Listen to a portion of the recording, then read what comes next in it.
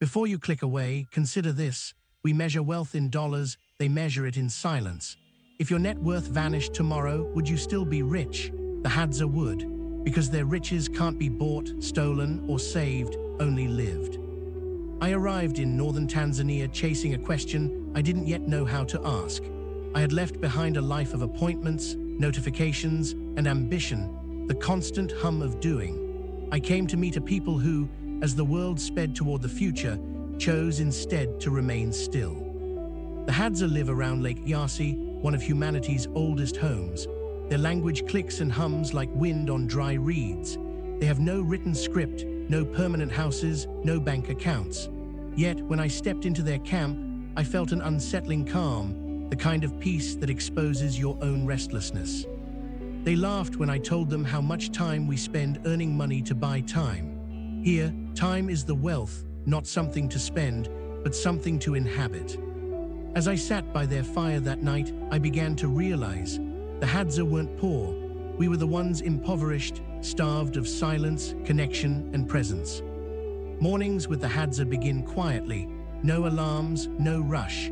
The first light touches the thorn trees, and people rise as the world wakes with them. There is no schedule, no sense of lateness. A man named Koa once told me, if the world around you is quiet, your heart becomes a better listener. I thought about my own mornings, screens flashing, messages buzzing before coffee. Here, silence wasn't absence, it was abundance. It was space enough to hear the sound of your own life. In the Hadza world, silence is not awkward, it's wealth. It's how respect is shown to others, to nature, to the hunt. When I asked Koa what happens when the hunt fails, he smiled. Then we rest. The forest gives when it wants to, we only wait. Waiting, that's their secret economy. In a world addicted to progress, the Hadza invest in patience, and the returns are peace. The Hadza do not measure time in hours. Their day flows with the sun, their seasons with the rain. Time isn't a river they try to swim faster in, it's a wind they breathe. They hunt when they're hungry, gather when the fruit ripens, sleep when they're tired. There is no later, no too late. For them to hoard time, as we hoard money, is absurd. You cannot store sunlight for tomorrow. I remember sitting beside a young Hadza woman named Naka.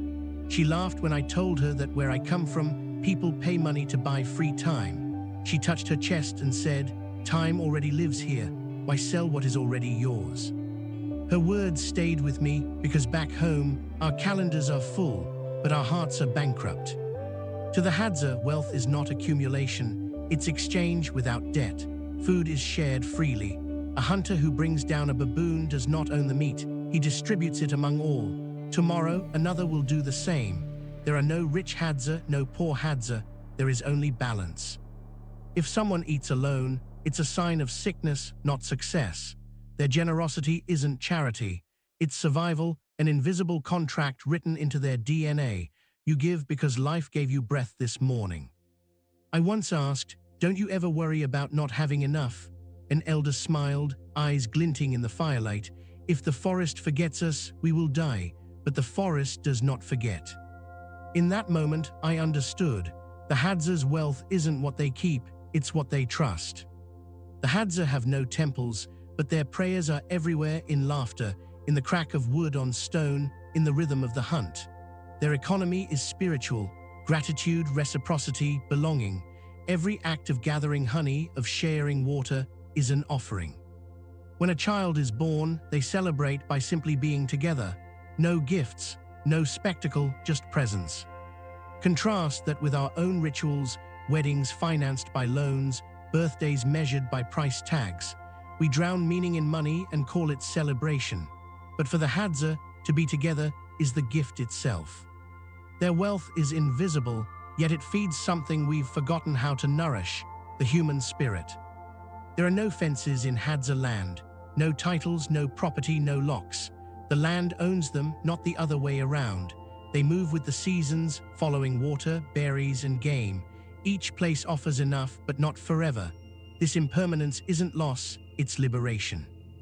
A Hadza elder told me once, "If you build too many walls, you can no longer see the stars." I thought of my apartment back home, surrounded by walls of concrete and Wi-Fi, and realized how narrow my sky had become. To live without ownership is to remember that everything borrowed, breath, body, earth, must one day be returned. The Hadza's freedom isn't the absence of rules, it's the presence of trust. When I returned home, everything felt louder, the traffic, the advertisements, even my own thoughts. I realized how we've traded wonder for convenience, how we buy what we already have within us, peace, belonging, enough. The Hadza aren't rich because they have nothing. They're rich because nothing owns them. We spend our lives accumulating, they spend theirs connecting. We insure our possessions, they insure their relationships. In our pursuit of more, we've built a world of scarcity. And yet, somewhere in the silence of a Tanzanian night, a people who own nothing sleep without fear. I went to study the Hadza, but they ended up studying me. They watched the way I hurried, the way I planned, the way I couldn't sit still. In the end, one elder placed a hand on my shoulder and said softly, "You live fast, but do you live full?" That question follows me still. Because the Hadza's real economy isn't just about survival, it's about balance. It's about remembering that the richest life is the one spent in harmony with all that breathes. So I'll ask you what they asked me. If everything you own disappeared tomorrow, what would remain? Maybe that's where true wealth begins, in what cannot be taken.